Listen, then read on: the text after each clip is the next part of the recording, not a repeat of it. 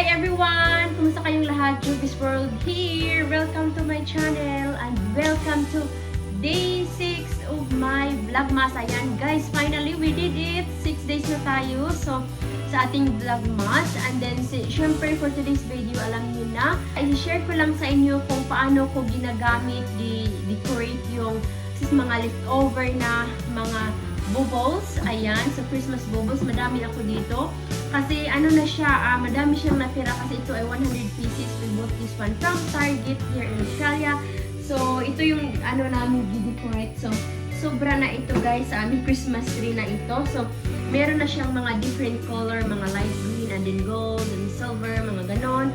At syempre guys, meron din kaming natitira pa mga previous years. Tapos ayan, ito rin siya. Ayan, so ito yung mga tira-tira namin previous years. Tapos mga may nasira na, natanggalan na siya ng yung parang pang-hook niya, ganon. So magagawa ako nito ng gold at saka red. So yan ang gagawin ko. And then syempre meron ako dito, ayan guys, parang ano ito, tiramisu. Ayan, tiramisu na lagayanan ng dessert. Ayan. So I'm not sure kung ano ang tawag nito, pero ano siya, glass, pero very nice ano siya. So yan ang ating gagawin guys. So fingers crossed ay ano siya, maganda siyang tingnan.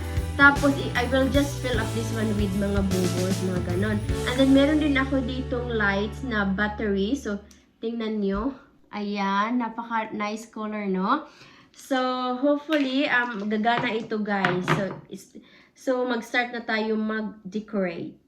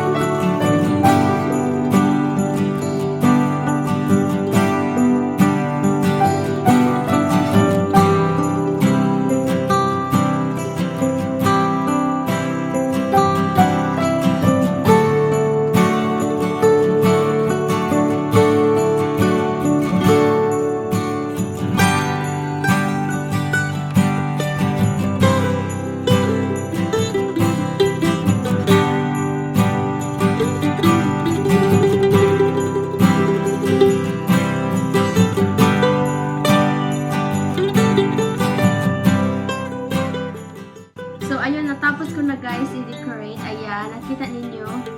I-mix-mix ko lang siya. Ang cute! I like it.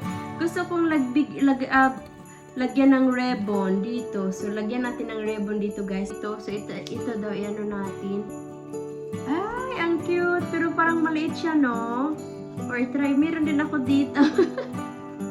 Ay, baka ito na lang, siguro. Okay lang ba? Ang cute. Cute ba? Hindi ba siya masyadong malaki? Anyway, try natin ito guys. Ang cute niya. Dali, paano ko ba ito? Ito na lang yung gamitin natin. Ay, pagkuha daw ako ng mas, ano, dito. Mas soft. Ito ang igagawin natin guys. I-try lang natin. Lagyan natin ng ribbon. Kasi para siyang match. Kasi meron siyang mga ano, sa gift lang ito guys sa isang hamper. And then kinikip ko kasi ang cute ng ribbon eh. Sabi ko ano ko ito, hindi ko ito itapon. Ay, hindi siya magkasya. Wait, ay meron pala siyang ano. Ito mas malaki to. Malaki pala ito. So i-try lang natin itong ribbon dito sa ilalim guys. Hindi makita. Hindi ko na lang i-adjust ang camera. I will just show it to you later on. So, ayan, ganito na siya. Ayan siya guys, ang cute. I like it. Sandali, maghanap tayo ng magandang may kulay. Hold on. Ay, baka dito sa ano natin. Ayan dito. Sandali, ano ko lang i-turn. Ay, ang cute. Gusto ko dito sa banda. Ayan, nice one. Ang cute niya. See, ito na yung aking DIY guys. Itong ribbon ay ano ito sa isang hamper ng sister-in-law ko. Hindi ko tinatapon. Gikip ko lang siya. Pero tingnan nyo guys, diba? It come very handy talaga. Ang cute niya. Tapos, i-turn on natin ang lights. Sandali guys. I-turn on natin ang lights. Adjust lang natin to. Ilagay natin na ito kasi hindi na natin to kailangan. So, ayan. I-turn on natin ang lights. Ready? Closer daw, closer. Ay, ang cute. Hindi siya masyadong halata. So, ito na siya. Let's try to turn off the lights, guys. Kung ano ang itsura. Ang cute niya. Bright pa kasi but we'll try to take a video later. Oh, ayun na ang ating DIY for today, guys. As in, I like it. Parang ano, I'm so proud of myself kasi nga, diba, instead of itatambak lang doon or i-keep lang yung mga leftover na mga Christmas baubles, diba, you always have a way to decorate. Parang ganito, ayan, pang ito, tiramisu na lagayanan ng tiramisu o mga dessert, mga ganon. Pero you can actually use this one as a decoration in your center table, mga ganon. Tapos ang giuna ko inilagay yung mga malaking mga Christmas baubles, and then tapos itong medyo medium size and then small size. So gipang mix ko lang sa top para siya hindi masyadong malaking tingnan. At saka, basta ang cute niya. At saka itong binattery na lights, makabili kayo anywhere in the shop, sa Kmart, sa Reject Shop, mga ganon. So, yun ang ating video for today, guys. I'm so happy talaga na it turned out okay. And then, buti na lang meron din kaming ribbon na ganito din.